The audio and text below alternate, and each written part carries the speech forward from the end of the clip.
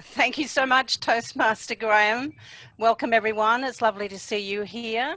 It's very early morning for me, so I'm hoping my brain kicks into gear pretty soon now. And we have a few things to report back for you today. I don't expect that the meeting will go for too long. So those of you who are needing more sleep, you just have to hang in there for about 45 minutes. Today, we wanted to feed back to you some of the results from the recent survey and on training needs for club officers in online clubs. And Jim is going to handle that in a moment. And we also want to provide, I want to provide an idea for discussion today about how we might do any online training. And I'm not calling it club officer training, that's not our purview. It is leadership training of a kind. And I'm hoping that Susan will stay awake long enough to give us a report on the convention 20-minute Toastmasters, so that will be coming up, and a little bit of a discussion about where we're heading with the Online Alliance. First of all, is there any other business? Does anyone else want to put something else onto the agenda for today? Feel free to think about that, and if we have time at the end, there's always an opportunity to bring up new matters. All right, first of all, I'd like to introduce Jim to give us a rundown on the analysis of the recent survey.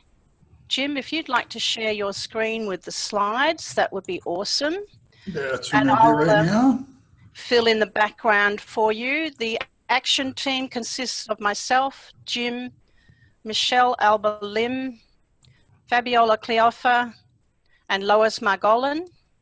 Mm-hmm. And Jim did an awesome job on getting the graphs ready to put into the slide so that we can see the results. So over to you, Jim.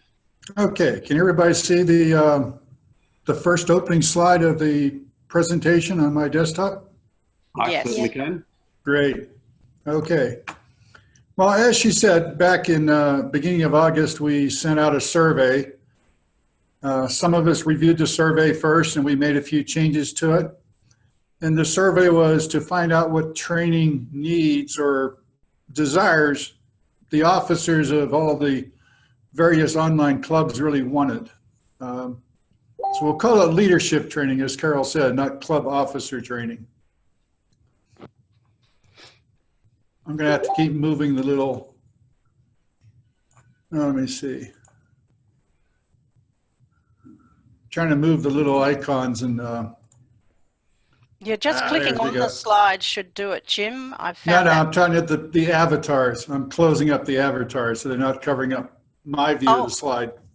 Okay, so I've got the avatars all closed up. Yep. Mm-hmm. So what this is some of these we put into graph form and some of them we just, because ones are easy to put graph. They're quantitative. So one of them is, why would you participate in club officer training? We wanted to know. And the majority of the answers were to learn new technology. Second one was surprising me was networking. And that's always a big thing for TLIs and club officer training was networking events. So club officers get to hear what other club officers are doing in their club, how they're handling something. This slide I didn't make, so I can't read the entire thing. Sharing your, do you know what that is, Carol? Sharing your own ideas. Ah, okay, that may be it. See it in blue at the bottom. Yeah. And then presenting what was that? A session. Oh, okay, there it is in blue. Presenting a session. So those are the four primary. You can see the quantitative value and the percentage of the overall responses. Those were the four top. So that's what we felt we needed to focus any training we develop on those four aspects. The next slide this was a breakdown of the club officer roles as the people responded. Now, some officers may be holding two of the roles. We didn't care about that, so people that held the president's role made up 32% of the people that responded. And SAA surprised me that the Sergeant of Arms made up 21%, Treasurer, but this gives us a breakdown of the various club officers and roles that people do. And it also helps us to define where we need to focus our efforts on and what their roles is. So it also includes people that are mentors and sponsors. They were the original founder of the club. They may be planning to be a future officer. What we do is we always want to encourage future officers, just regular members that are interested in being an officer next year or next winter to be, to attend training. This slide here, the next one is requested training topics. 75% wanted to see training on pathways. And I think there's been some pretty good advancements in the presentations on pathways. Membership, and these things, I categorize these into groupings from the answers. Some of the groupings were based on membership responses, based on meeting roles. So membership would cover recruiting members, retaining members, building up the club membership. Meeting roles would be the various different meeting roles. With online clubs, we have some unique meeting roles that brick and mortar clubs may not have. And even some of the normal standard roles have to be performed slightly different. So we could discuss tricks and tips that various members have learned from various clubs. Club officer in general roles. One of the things here was resolving conflict. That's always a big thing. I know when I've taught training, that's always been a big demand by groups that we've done. Is it's something I think TI doesn't do a very good job of, is teaching the leaders conflict resolution. Conflict can be healthy. It's part of the storming phase of a team. And it's how you handle it. It's not necessarily how you resolve it, but how you listen and how you pay attention to the different conflicts and come to consensus, which means I can live with that. Doesn't mean I have to agree with it, but I can accept it. Mentoring. This might be both mentoring members, but also mentoring the club, or maybe a few officers. Moments of truth and quality. This would again be the quality of the club, the productiveness of the club meetings. How effective are the meetings? Are they run smoothly and timely? Do guests or visiting members enjoy the meeting? Are they welcome and greeted, like our meet and greet at the beginning of the meetings? What's the perception people get when they join in the meeting at the very beginning versus how the meeting itself goes? Giving evaluations, speech evaluations, but also meeting role evaluations. Understanding how the DCP program is going to work. And that may be tied more to pathways, maybe should have been part of pathways. Setting goals, club goals and personal goals. Club goals may be the DCP program or recruit new members, but personal goals could be significantly different. It may be more skills-based rather than awards-based. How do we handle a contest? Online contests are going to be slightly uniquely different. And we've already had some online contests this past year. And then the online platform, what's the best one? Zoom seems to be the best, but we need to keep up with technology and maybe like the new group on Zoom training, educate people on all the different features of Zoom. So then here's the, these were more text-based answers rather than quantitative. Carol analyzed these. And these were members' introduction and growth. Mentoring, is it circled here, Carol? Because that was probably one of the critical or primary things. Yes, it popped up a few times. So what I did with this, because it was more of a qualitative response, is I've picked out the three top ones. Right. Okay. There were 2 pages. Good. That's what I was thinking the circle was for. I didn't get a chance to talk this over with you beforehand. So mentoring is a critical thing. And I think that covers a lot of different categories, because you can mentor individual members, you can mentor the club, but you can also mentor individual officers on their roles and share ideas to try to make the club meetings more effective and productive. And those officers are going to be any of the members. You know, one of the things I look at was, how do we publicize and promote the online clubs to non-Toastmasters? That's going to take some creative thinking, different than we do normal brick and mortar clubs, because we usually use local means of advertising. Or with online clubs, we're going to have to figure out a way to do it globally, because we don't have a geographic territory we're marketing to, like a brick and mortar club.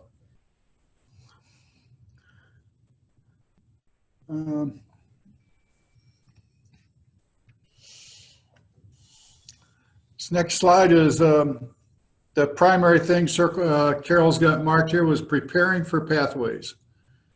You know, by next spring, I think it's going to be around May, we're going to be moving, we're going to have pathways rolled out into all districts, and we're going to be the last group. So we need to start preparing for pathways. Whatever information we can get, we'll need to help people understand what's coming and make sure they know what their choices are. Because you know, people can still work in the old system or the current system for 2 years once the last one. I got an idea that 2 years is going to end at the end of the at June, at the end of the Toastmaster year, not at the end of May. We'll see what they say when it actually gets announced. That would make more sense to end it at the end of June. I'd hate to see somebody working on the current one, and the end of May it's cut off and you only have a month left to go for the entire year. But we don't know. That's something we can keep up to date on as things change. And last, you know, we need to learn the club management strategies. And one of the things I think is that that's something we need to share with each other. Every club's going to be developing their own strategy. Online club management is new to all clubs. So we need to find a way to share best practices and what's working, what's not working.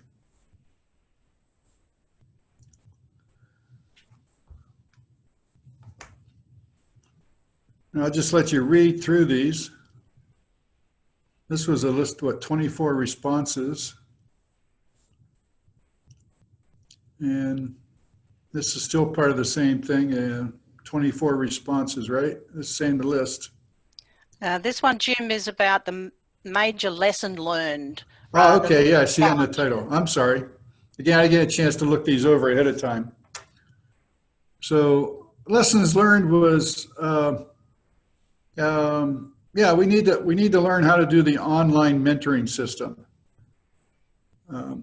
Usually when I mentor members already today online, I've coached clubs, and my method could be different than other people, but I keep the sessions short, usually 20 to 30 minutes.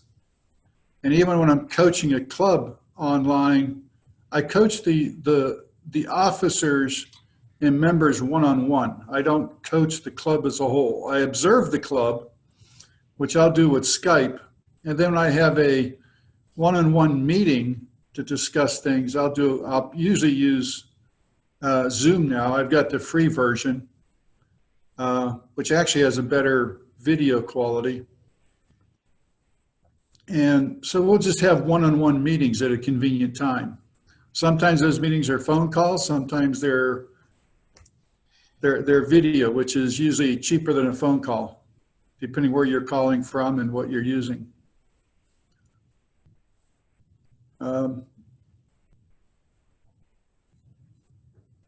Start with a strong team. That gets back into the leadership team too.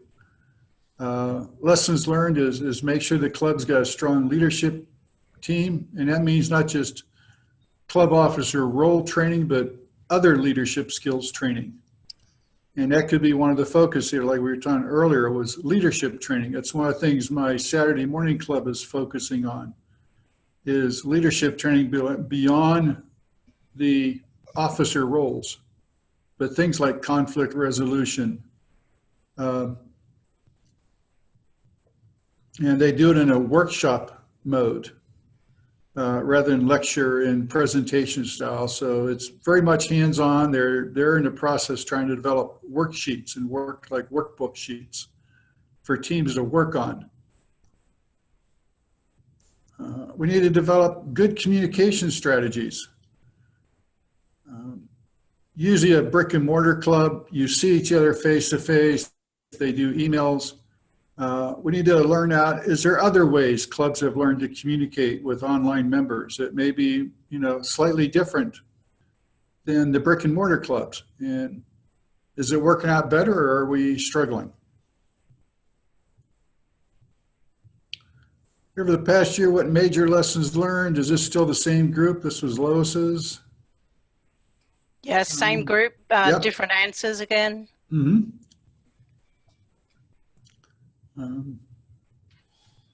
Having a club coach. I don't know if we have any needs for a club coach right now, do we, this year? Although I do remember one club that seemed like they hadn't paid their dues yet, which I think are at the end of their 6-month period.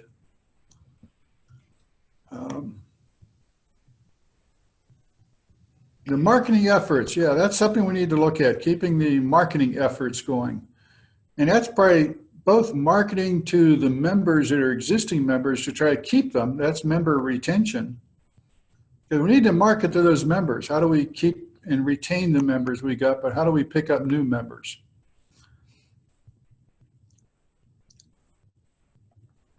And that involves member involvement and recruiting activities. That kind of rolls together. One of the goals we need to look at is if we probably need to try to look at keeping an overall good average of number of members per club across the groups of clubs. I think we're at 13 clubs right now. So the overall average is, I believe it's well above 20 members per club. And we want to keep that up there. I mean, a few clubs can be below 20, but the overall average should stay above 20. And that's a good goal for the clubs to work together at.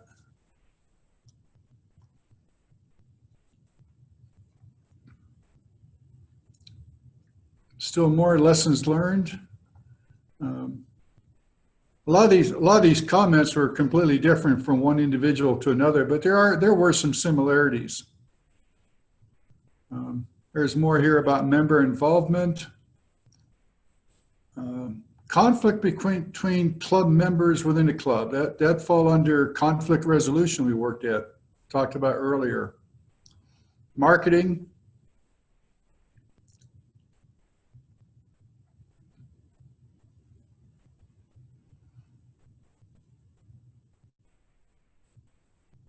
Make sure upper management is involved in the process and support the cause. Upper management could be different levels of upper management. You could think of upper management as being both the online alliance, which is unofficial management, but also club management, all the way up to district world headquarters and how they're supporting this. And that's where we communicate with world headquarters. We need to be careful how we communicate, so we don't stick our foot in our mouths.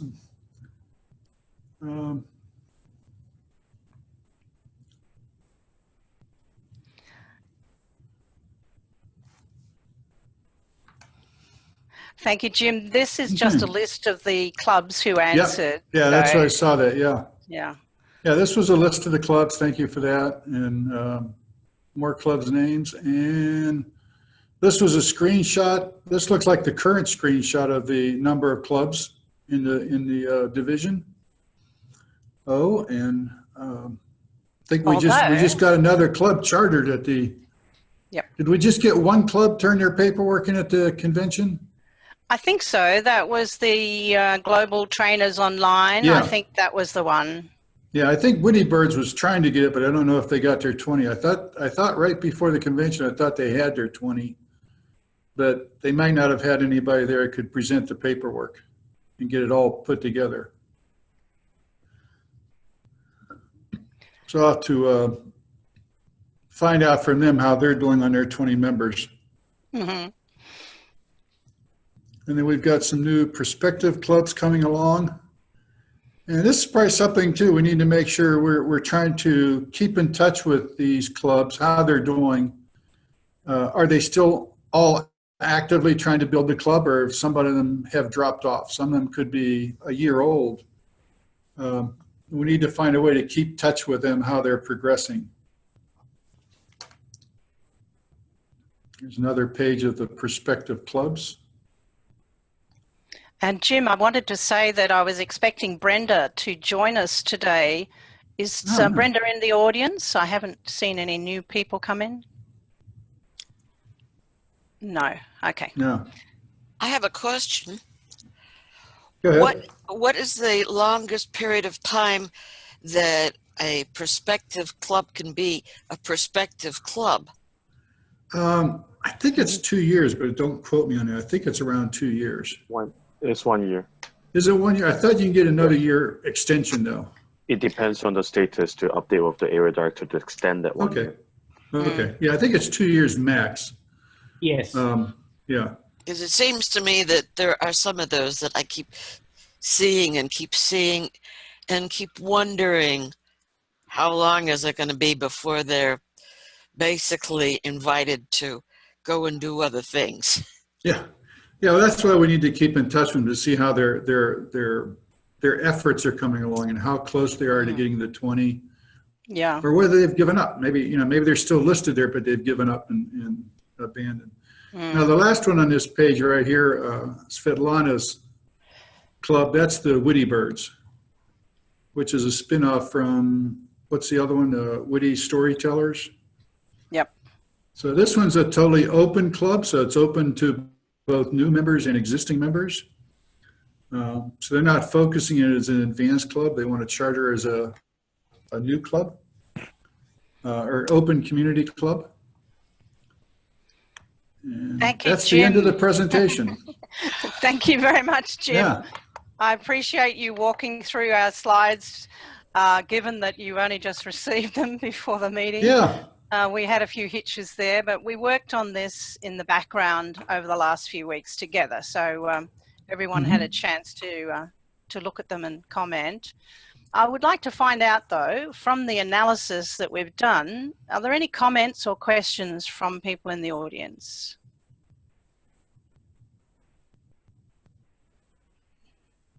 Nope. 4-second rule. No, I noted a few things that I'm going to have to think about and work on, but nothing that I've got questions at this stage. Excellent. Well, I'm glad it's given you food for thought. That was certainly the case for myself because I have a notion about how all the different online clubs are working, having visited most of them. And I thought, all right, well, we need to put that together so that we share what is most important. And every one of those points seems to be pertinent in one way or another, but slightly different in their emphasis in the clubs. Yeah, Carol, I'd like to hear from Aaron what his take is, because he's heading up the hybrid project, and that could be slightly different. Because it's a combination of both brick and mortar and online members. So what's your take on what you saw, Aaron? Well, first of all, is that those comments are really relevant as well because it's kind of overlapped. But the clubs of online attendance right now is actually dealing with a more specific, attentive, detailed problem that the online clubs will be facing on their own, but clubs of online attendance will be facing a different issues. To me, when I do research on that, I noticed they also need similar platforms, like online mentoring is one of them. I do agree on the circle part on the online mentoring because there's specific types of helping clubs which are dying, and also helping clubs which are still less than 12, which needs a club coach. So these are the categories of clubs that I've been dealing with it so far for the past few months.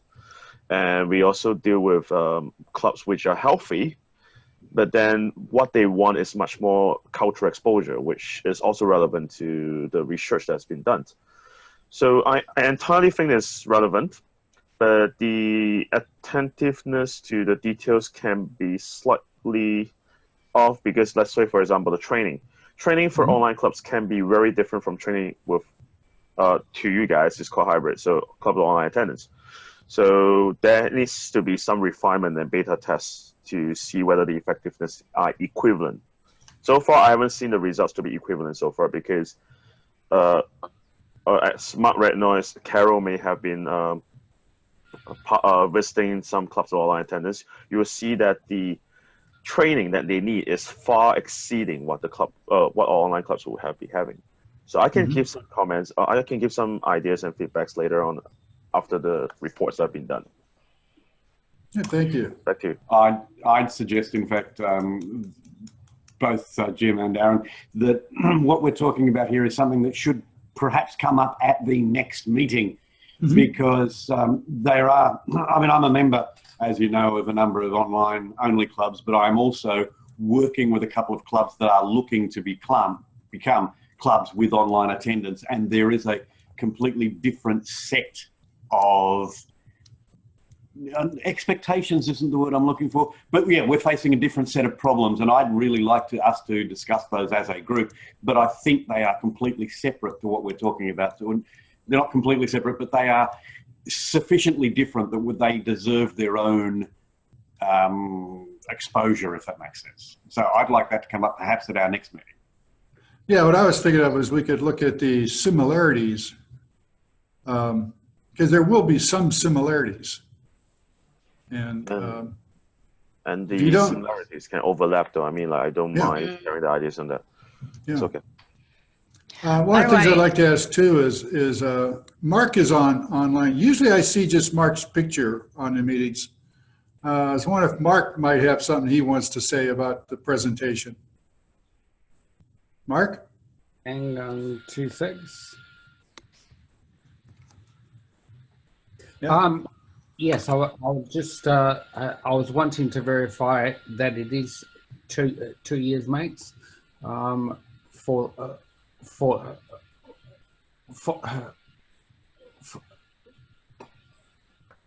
club charter. For the ability to charter. I was very interested in your graph of the reasons why of the reasons of concern, particularly on the conflict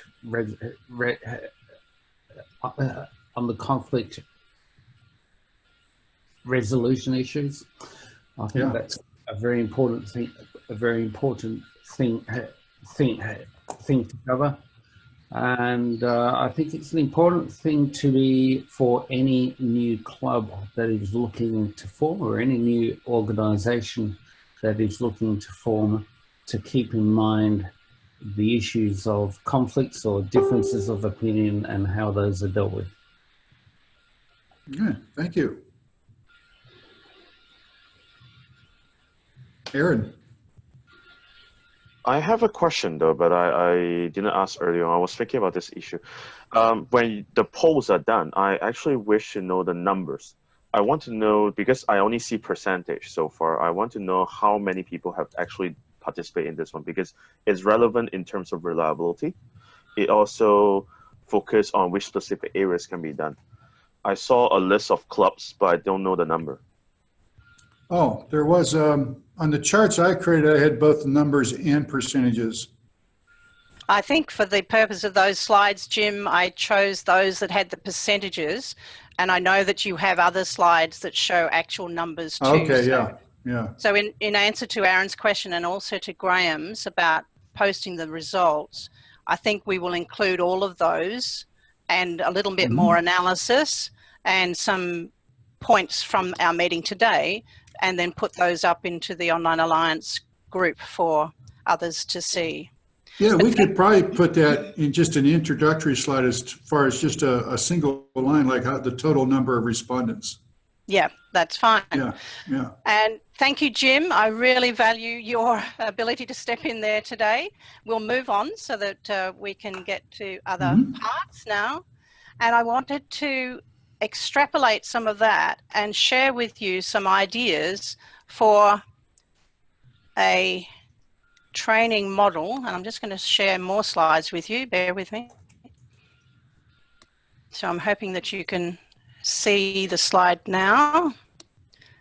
And what I did was look closely at the top 4 reasons for participating online that we've already seen, and use that as an idea for capturing how we can entice people to do the online training, so to be involved with it as a participant or as a trainer, and allow people to use their skills, because that's what we do best.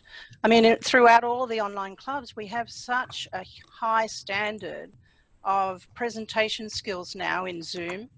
We are also all trainers of one kind or another, and giving people in our online clubs the opportunity to provide some training across the clubs would work very well. Yeah, excuse But me, here Carol. is my... Carol, Yes. I'm seeing a black screen. Is anybody else seeing a black screen? I'm not seeing the desktop. Same. I couldn't see it. Yep. Yes, at this stage, Carol, we're getting your audio, but we're not getting any video. You're a frozen picture, and your screen is simply saying Carol McCulloch has started screen sharing. Mm-hmm. So perhaps if you were to unshare and then reshare, that may kick it in the guts. Or have we in fact lost Carol altogether? I think her screen may have crashed. I think so too, which gives us a problem Yeah. because I don't believe that I can unshare Carol's screen. Oh, hang on, this will stop you on the screen sharing. Yes, I can. I'm the host, I can do that. I can bring up the whiteboard and then I can stop screen sharing. And, Hi, Carol. there Welcome she back. goes. you're back, yes. So sorry. That's all right, now we can see it, yay. Yeah, there we go. Oh, It was dear. there. Yeah, Yep. it was there. Yeah. I'm a bit worried about my connectivity this morning, so I'll do it without the slide. Yeah. Because I may drop out again. What I was trying to suggest was that we provide opportunities within clubs and between clubs for people within our clubs to give our educationals, not to even call it club officer training or club leadership training, but to take an idea from Jim that he sent recently. We do this all the time. We have educationals within our own clubs, online ones included. We could simply advocate that these are the ones that you might begin with because they're relevant at this point, such as pathways preparation, and gear up some of the people within the clubs to provide that type of training within their own clubs. I do see a big relevance and benefits of having some inter-club training, because this is where we can get to share ideas. So the other part of my suggestion was that we use one or more or every one of these online alliance meetings as a way of distributing some training for us. One of those things that will come up fairly quickly will be the pathways, but there are other burning issues for some people that they may need to address. And I was thinking that we start slowly, step at a time, and introduce some of our speakers at the online alliance meetings. So with that in mind, and I need your approval on this, I've asked David Carr to come along next meeting to provide an insight on how online clubs may use WordPress. Some of the clubs that are just starting are looking for and asking questions about what platform do I use for my club management. So David has kindly agreed to do a 20-minute on that. We probably do need someone who could provide some technical training, say on the the clever use of Zoom. You know, how can we use our breakout rooms if we're doing a moment of truth type session? And Fabiola has already tried that in one of the clubs, or two of the clubs so far. And I thought she would be a good person to bring along to one of the Online Alliance meetings to present the moments of truth. And in that, we focus in on a specific issue about clubs, and we can use right now. We can use our breakout rooms to do that, which makes it a bit more fun and a bit different for us to learn some of the tactics in Zoom. And I know that Mathilde has been using the whiteboard feature in Zoom, so maybe we can entice Mathilde along to do something like that. So those two ideas, first of all, and I'd like some questions and comments about, well, let's start with, can we use the Online Alliance meetings to do some training and just call them educationals? Who would like to comment? I'd be happy enough with that happening. The only thing that I would draw your attention to is the time that that's going to take. These meetings, I understood, were aiming for about an hour. Once we start throwing in educational sessions, then that's going to blow them out to an hour and a half, which is not a great drama for me, but I think it may be for some other people. Thank you, Graham. I had that in my mind, and that would certainly be needing to, whoever hosts and chairs it would need to ensure that that would fit within the hour. That's definitely what we want.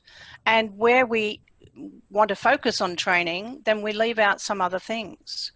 We don't always have to have club business. Aaron. Okay, so I got a suggestion to make this work. So when we have all those workshop speakers, you can break them out into breakout rooms. So 20, 20, 20, and ask the respective people to do recordings so that they can be shared later on to maximize the time. This is one effective way to utilize all three guest speakers and the essence of everything to keep the meeting manageable, and also letting everyone know the gist of it, like what they're interested on that day. They may want to focus on WordPress, or they may want to go for the what's the other one? Trying the whiteboard stuff. So yeah, so this is a good this is a time management part whereby you maximize the effectiveness. I think you may agree to it, may not. Just give me a suggestion. I do. I think you're brilliant. I think I've told you that a few times. I like that idea very much. It does maximize the time. Any other comments or questions? One of the other things that I thought we might need to extrapolate out from the analysis is how clubs are handling their own training on those specific areas. And I don't want to put pressure onto any of the team who created the analysis. I don't think that we can take on a role as being the training committee. I'd like to hear from Jim on that, but I'm a bit cautious on saying to people, look, this is now what we expect of you, when we haven't really agreed to that. So I think what we've done as a team is brought forward the things that people want for training. We then give them back the ideas about how that might happen, and there our management part of it finishes. What do you say, Jim? Well, I think you're right, because we need to tread carefully with World Headquarters. They don't want us trying to work as an unofficio district leadership team yet. You know, we're just a group of clubs. So my idea is, if somebody's going to present a leadership training module, they do it as a member of the club they belong to. And so as an example, say I was going to give the presentation on pathways. Now, I could say I'm qualified because I'm a Pathways ambassador in District 25, and I'm a member of Online Presenters. So I could be giving it as a Pathways ambassadors to the Online Presenters Club, and I can invite members of other clubs to join the presentation for the information. So the presentation is not coming from Online Alliance, it's coming from online presenters and me. And to give an example of what let me share the screen for just a second.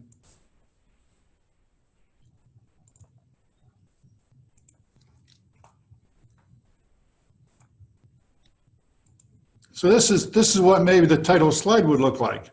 So there's no mention of online alliances, and this way this could be recorded. And I'm giving a presentation as a member of Savvy Sayers Corporate Club and online presenters, but I'm also authorized to give this as D25 Pathways Ambassadors. Now I could also be giving this as one of my advanced award speeches for, say, professional speaker, which is a 30 to 40 minute speech. And that's how it would be presented, and that could be part of the introduction. It's recorded. So if somebody from World Headquarters sees the presentation, it wasn't done by Online Alliance, and it wasn't done as officers training. It was done just as a club speech. Yep. And it happened to be a 30 to 40 minute speech, part of the advanced manual. Excellent. Thank you, Jim. I think that is another point that we do need to emphasize, that it gives people an opportunity to do those longer sessions, which can often be difficult to do in our online club meeting times. So thank you very much for that offer, and maybe we'll just tap you on the shoulder for doing that one and for bringing in others. There was someone who did part of the 20-minute Toastmasters, Paul, I think, someone. Susan might tell me about that one. Who you might... Sorry? Forget it. Sorry, I was wrong. Yeah. What I was going to say, and again, I'm not trying to be the naysayer, but I would draw your attention to whether that is the role of this group. See, the longer training sessions, the sort that Jim is talking about, I think would be beautifully suited to delivery in, say, the Global Trainers Online Club, which is currently being formed, because that's what it's designed to do. I'm not sure that this group is in a position to do that, but I would think that something that Jim said about it being recorded and being made available through this group, now that I think would be a really useful resource that we could be providing as a group. Yeah, that's a great idea. The recording could indeed be shared. All right, and I hear your words of caution about this group. I want to give Susan a chance to give us some feedback before she falls asleep entirely on the recent 20-minute Toastmasters at the convention. Susan, you have the floor. Oh, yep, it's down there, all right. We learned a lot. Our initial intent was to bring to the attention of the attendees at the convention the fact that, yes, we are here. Yes, we are legitimate. It was a big surprise to us to discover that there are still people who do not realize that online clubs are in fact quite accepted, and yes, that there's more than a dozen who have chartered. This was a big surprise to people. One of the things that I think that we learned from this was trying to compete with World Headquarters, even though we scheduled our appointments to be at lunchtime, was quite a challenge. And we ended up mostly talking to our friends who are in the online community. So we've got to look at a different approach, a different marketing approach, a different set of messages, and a different way to open up some more doors. One of the things that Brian Dodd and I looked at was the fact that the District 21 Fall Conference will be coming up. And fortunately, the whatever the district level, public relations officer, is also the president of Great White North. So we sort of got them together and said, okay, you're now planning the District 21 conference. Is there some way that we can present both the hybrid clubs and something about online clubs? And we would do it in a somewhat different way.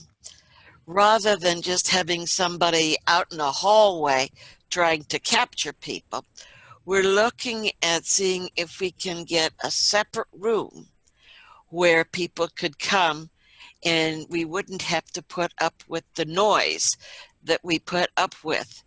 You would have thought that we would have said to ourselves, gosh, if we have somebody roaming the halls, we'll have a whole lot of noise to put up with.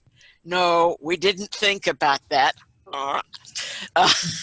So we have learned a lot as a result of that. Hey, Susan? Yes. Hey, were you in on the meeting that the educational session that TK O'Geary led at the D25 Spring Conference, where she did just that?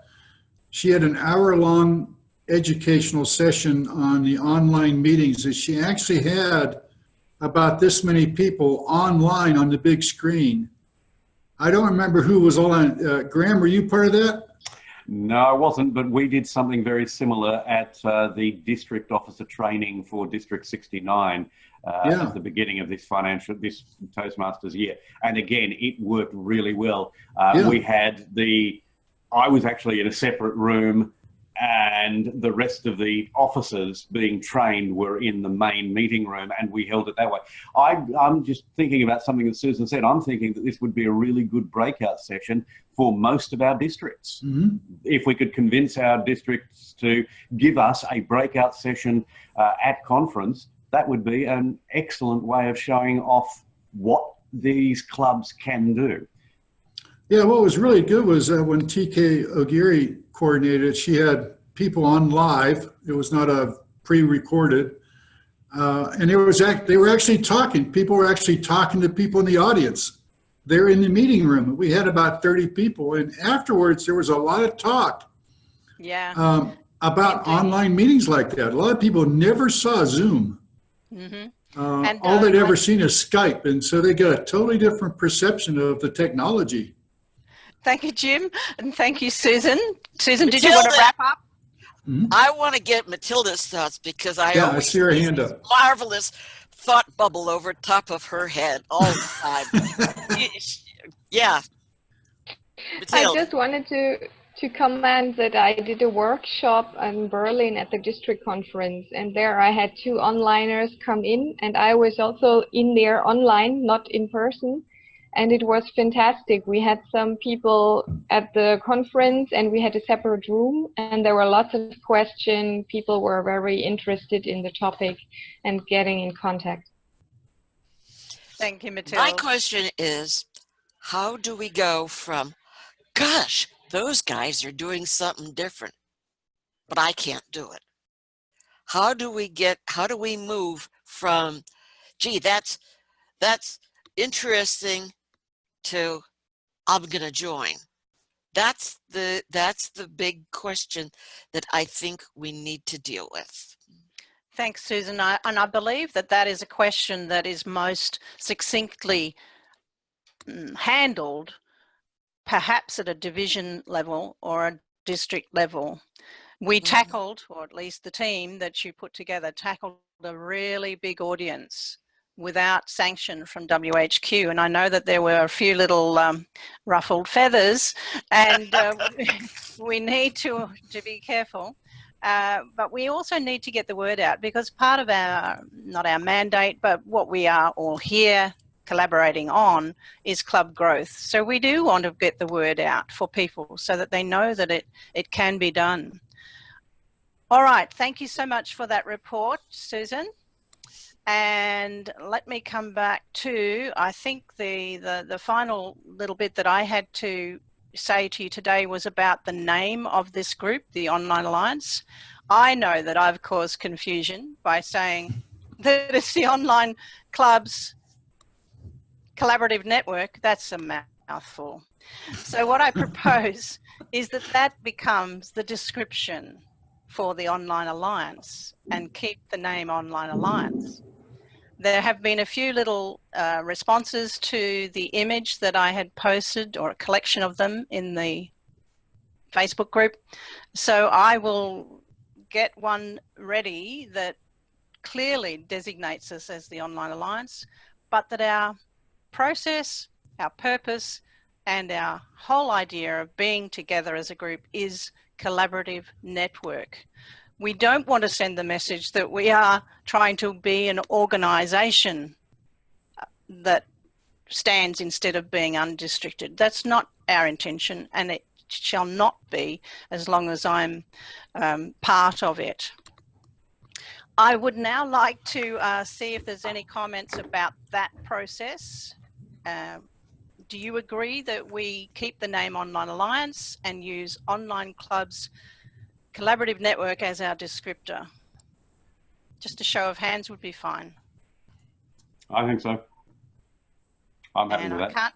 I can't see Mark or Robert because they have their avatars showing. So perhaps a comment in voice or in the chat. I've unmuted both Robert and Mark, if you guys wanted to say anything. Are you there, Robert? Hello, Bob. Okay. No. Mark, are you there? Oh, hang on. Yes. Yes, I'm here. I am, of course, not currently in a position to engage in any discussion on this matter. All right, thank you, Mark. That's all right, don't apologise. And Bob, I see you there, just unmute yourself. Bob is on, oh, hang on. There we go. Bob's unmuted, yep. We just have a question on the floor. Shall we keep the name Online Alliance and use a descriptor that says Online Clubs Collaborative Network? I think that sounds good. I'm going to make a suggestion though, Carol. Yeah, sure, go ahead. I think maybe in the description that we define, we're using the word alliance as part of, we're aligning group members from all over the globe, and we're not aligning the various online clubs. Yeah, so okay, we're you know, try to on that path, so we're aligning people from all over the world. Excellent. So we get away from that trying to control the clubs. I can comment. Hey, Bob. Yes, Bob? Mm-hmm. I think that you are not in any trouble if you create the title, as long as you don't put an organization structure around it. And if you just have it identified as a communication tool, that doesn't violate what the president wrote to you about the organization. Use it as a communication tool, but no organization. Thanks, Bob.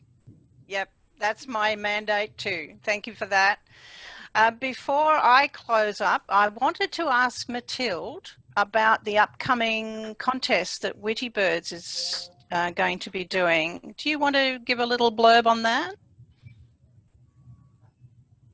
It's in their usual meeting, and they're preparing a lot of nice things. They've already got a test speaker because they are also doing an evaluation contest and a humorous contest, and I think it will be very much a fun.